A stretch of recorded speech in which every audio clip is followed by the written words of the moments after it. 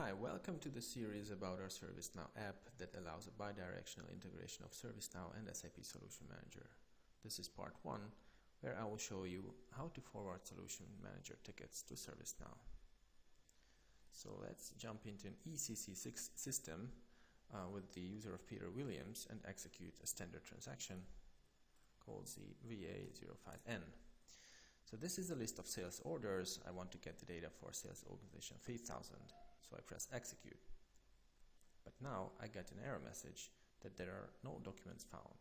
Let's say that I know that there must be some documents. This is definitely a program error, so I will submit a ticket.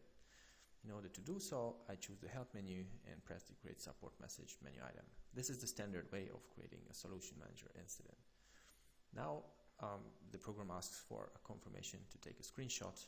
I'll allow this. And now I can enter short text and a long text as well.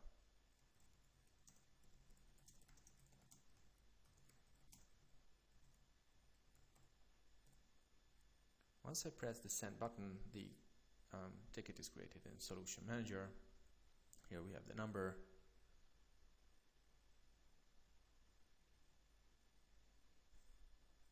So let's take a look at that. Here's the incident. I will go now to change mode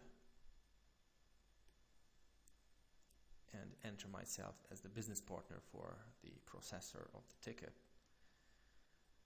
I will also select the multi-level categories. So this is an SAP error. This transaction belongs to the sales and distribution module. I will also select the solution category. So this is an unknown error at the moment.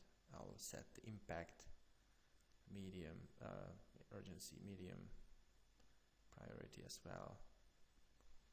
And now I will scroll down a bit. And here you can see that there are some attachments added automatically.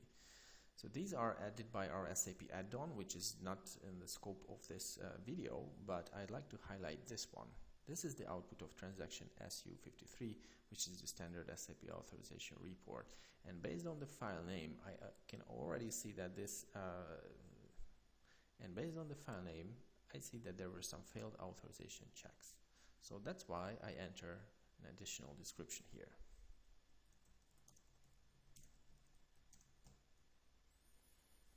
Alright, so in order to send this to ServiceNow, all I need to do is to scroll down to the bottom part of the screen to the external help desk section where we have our ServiceNow interface listed. And I only need to press this little button to forward this to ServiceNow. So now first the ticket is saved in Solution Manager, and after that it's transferred to ServiceNow.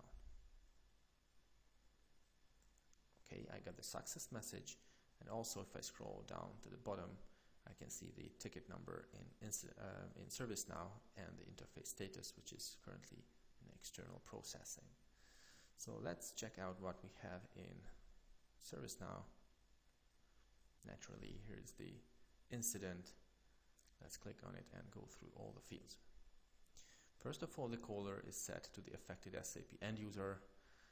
The open by field contains the user in Solution Manager who's currently taking care of it. You can set up any kind of rule to populate any field, like the category could be software, subcategory could be SAP. You can even set up a new contact type, so it's sent from SAP.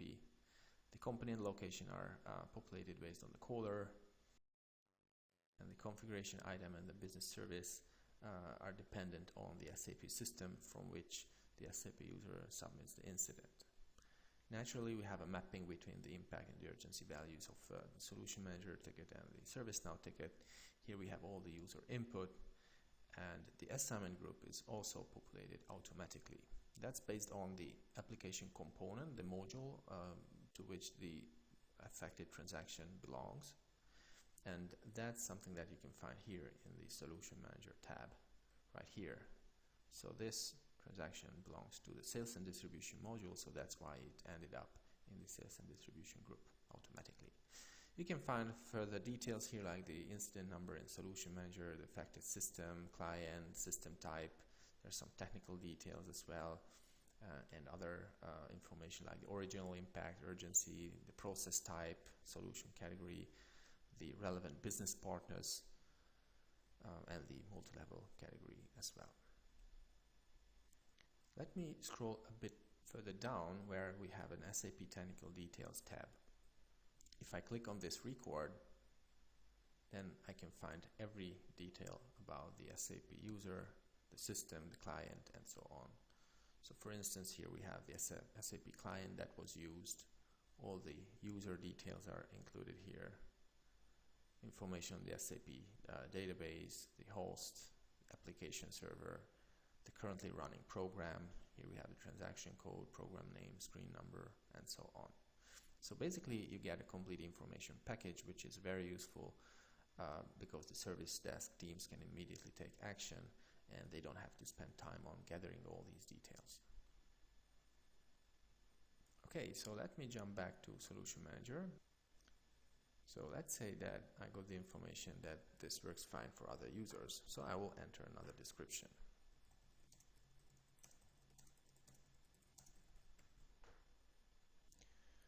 Alright, so now I will press save, and then all the changes are immediately synchronized back to ServiceNow.